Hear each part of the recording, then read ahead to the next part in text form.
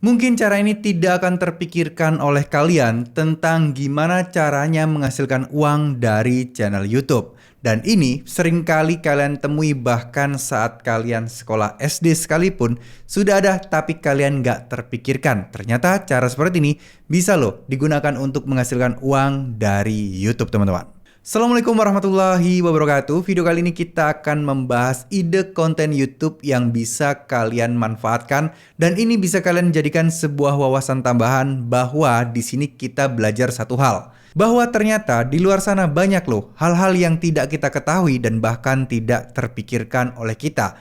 Cara tersebut bisa menghasilkan uang dari internet, terutama dari YouTube. Nah, di video kali ini saya akan membahas sebuah channel namanya Ayam Warna-Warni TV. Jadi kalian perhatikan ya tulisannya dan username atau channel health-nya. Ini adalah Ayam Warna-Warni TV yang mana konsep utamanya jelas, yaitu kontennya tentang ayam warna-warni. Ya, kalian pasti tahu saya tidak perlu menjelaskannya lebih detail lagi tentang ayam ini karena saya yakin nggak ada yang nggak tahu soal ayam ini. Bener nggak? Yuk, kita akan bahas ya. Kita akan cek videonya. Dan bahkan di channel ini saya mendapatkan wawasan terbaru di mana di sini saya mengetahui juga ternyata hal-hal yang mungkin dikira serangga, dikira hama dan lain sebagainya bisa juga dikontenin dan bisa juga menghasilkan uang dari sana. Nah, saya ingin teman-teman sekalian mengambil pelajaran penting dari channel beliau ini, ya, di mana hal-hal yang ada di sekitar kita ternyata memiliki potensi dan peluang loh untuk bisa menghasilkan uang dari internet, terutama jika dijadikan konten YouTube seperti ini. Bayangkan dengan ulat seperti ini ya, kayak semacam kayak kaki seribu dan lain sebagainya, bisa loh dijadikan sebuah konten YouTube yang nonton 18.000 baru diupload kemarin teman-teman.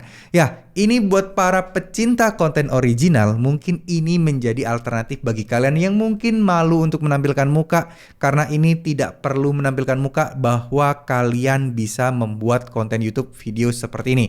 Ya teman-teman, jadi kalian bisa lakukan, kalian mungkin perlu membeli ayamnya dan saya rasa juga harganya nggak mahal.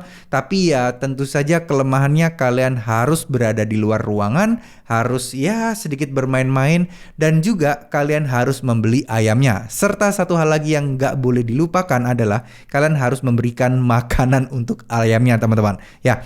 Nah, saya cukup terkejut juga ya ketika mengetahui channel ini sebenarnya bahwa wah, channel ini konsepnya keren banget sih, idenya menarik juga. Bahkan kaki seribu kayak gini yang berburu atau mencari yang ada di sekitar kita, ternyata bisa loh dibikin konten seperti ini yang nonton belasan ribu. Bahkan ada juga bekicot, kura-kura seperti ini digabungkan menjadi satu konten seperti ini yang bermain seperti ini bisa menjadi sebuah video yang menarik untuk ditonton. Nah, buat teman-teman yang mungkin meragukan channel ini ada yang nonton apa enggak nih, kita lihat ya di Social Blade-nya. Saya nggak akan lihat estimasi di sini ya. Saya hanya akan lihat di angka views per bulannya rata-rata adalah 3 juta.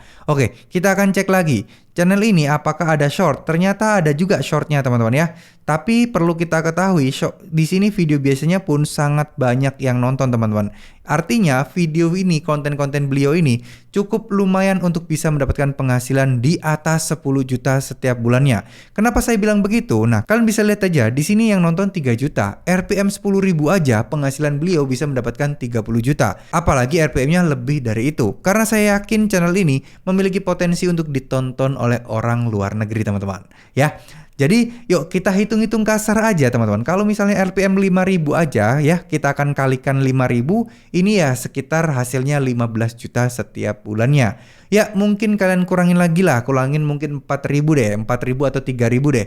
RPM 3.000 tuh kecil banget ya, RPM 3.000 tuh untuk konten-konten gaming dan saya rasa nggak mungkin. Dengan view segini sudah pasti dipastikan kemungkinan besar channel beliau ini mendapatkan total 10 juta minimal setiap bulannya. Ya harapan kita ya bisa lebih lah ya, kan kita juga pengen terus berkembang. Tapi kalian perlu lihat satu hal, subscriber beliau baru 16.000 dan channel ini belum berusia 1 tahun ya. Dibikin di 11 Agustus artinya September, Oktober, November, Desember, Januari, Februari. Sekitar 6 bulan tapi beliau bisa mendapatkan penghasilan di atas 10 juta. Itu merupakan sebuah pencapaian yang mungkin layak untuk dipertimbangkan. Nah, ngomong-ngomong soal ide konten seperti ini, apa saja yang perlu dipersiapkan adalah beberapa hal yang mungkin kalian harus pertimbangkan. yaitu dari segi waktu kalian. Karena yang pertama, konten ini harus dibikin saat matahari terang ya, saat mungkin pagi hari atau mungkin sore hari atau mungkin siang hari. Dimana buat teman-teman yang mungkin pekerja kantoran yang susah untuk meluangkan waktu, nah ini akan sulit sekali untuk membangun konten seperti ini ya. Kalau misalnya kalian kejar Sabtu Minggu, ya kalian akan jadi PR banget kalau kalian pengen upload setiap hari. Berarti Sabtu Minggu itu kalian harus jadi video minimal 7 video ya. Baru kalian bisa menggunakan konten seperti ini. Setidaknya kalian di Sabtu Minggu itu ngestok banyak video. Dan saya rasa kalau melihat ini durasinya nggak panjang-panjang banget, saya rasa 10 video pun di Sabtu Minggu juga bakal pasti bisa sih. Cuman ya kalian harus berpikir keras nih. Dalam satu hari itu kalian harus bikin ide konten yang menarik yang bisa dinikmati banyak orang ya. Bukan konten yang monoton, yang mana kalau monoton penontonnya akan bosan teman-teman. Oke, mungkin ini terlihat mudah, tapi perlu kalian pahami juga bagaimana penyampaian beliau ketika menjelaskan tentang ayamnya dan bermain dengan ayam warna-warni ini serta tentang ulat-ulatan seperti ini ya. Dimana teman-teman harus bersikap seru, terlihat lebih energik, terlihat lebih semangat, karena ya bukan hal yang bisa kita pungkiri bahwa channel ini ternyata banyak penontonnya adalah penggemarnya pastinya anak-anak, yang nggak menutup kemungkinan orang dewasa, tapi ya ini bukan rahasia umum lah ya, yang nonton biasanya anak-anak meskipun channel ini tidak disetting untuk anak-anak. Nah pasti kalian akan bertanya satu hal, Bang, kok channel ini yang nonton anak-anak tapi kok nggak disetting untuk anak-anak, kenapa kok sama YouTube nggak diubah menjadi anak-anak? Jadi gini ya teman-teman ya, di YouTube itu pastinya ada aturan dan regulasi serta SOP untuk menentukan sebuah channel itu ini untuk anak-anak atau enggak. Nah coba kalian bayangkan, seorang YouTuber yang membahas atau mereview mainan, itu kan tidak melulu kontennya untuk anak-anak, karena banyak kolektor di luar sana yang juga menyukai konten yang serupa. Jadi nggak bisa nih konten ini dipatenkan untuk konten anak-anak, padahal di luar sana ada kemungkinan yang nonton itu bukan anak-anak. Dan kita sering tahu lah ya, anak-anak pun itu nonton YouTube biasanya kan menggunakan HP orang tuanya, yang mana datanya kan ya data orang tua ya, data usia segala macam kan usianya orang tua, sehingga ini sulit sekali untuk YouTube mendeteksi apakah ini sebenarnya kontennya ditonton oleh anak-anak atau enggak sih. Jadi ada dua hal yang diperhatikan YouTube, jenis konten kalian atau apakah kalian berfokus untuk anak-anak di konten tersebut, misal dengan karakter anak-anak yang mungkin karakter yang ya anak-anak banget lah ya, yang mungkin orang dewasa nggak akan nonton hal tersebut. Nah itu YouTube akan menentukan menjadi konten anak-anak. Tapi buat konten-konten yang seperti ini, YouTube harus mengevaluasi nih, apakah orang dewasa tidak menyukai konten seperti ini, apakah kemungkinannya hanya untuk anak-anak saja. Nah ini yang sulit sekali, apalagi untuk orang Indonesia mungkin terkesan kurang dari segi pemahaman YouTube Kids itu masih kurang ya teman-teman. Jadi banyak yang menggunakan pinjem HP bapaknya lah, pinjem HP orang tuanya lah, yang mana itu kan akunnya berarti akun bapaknya buat nonton konten-konten anak-anak seperti ini. Ya mungkin ini buat orang tua juga, mungkin kalau pengen tersendiri untuk anaknya, saya yakin kan jarang ya orang Indonesia yang udah ngasih fasilitas HP untuk anak di bawah 13 tahun untuk bikin akun Gmail untuk YouTube Kids. Saya rasa masih jarang. Biasanya hanya dipinjamkan saja dari HP orang tuanya. Nah, itulah yang menyebabkan terkadang konten seperti ini tidak ditujukan untuk konten anak-anak. Nah, bagaimana strategi YouTube selanjutnya? Untuk mendeteksi konten ini apakah konten anak atau bukan, biasanya YouTube itu akan belajar teman-teman, apa yang ditonton selain video ini. Apakah yang ditonton adalah video tentang ya musik anak-anak terus kek atau apa kek. Nah itu yang jadi permasalahannya teman-teman ya.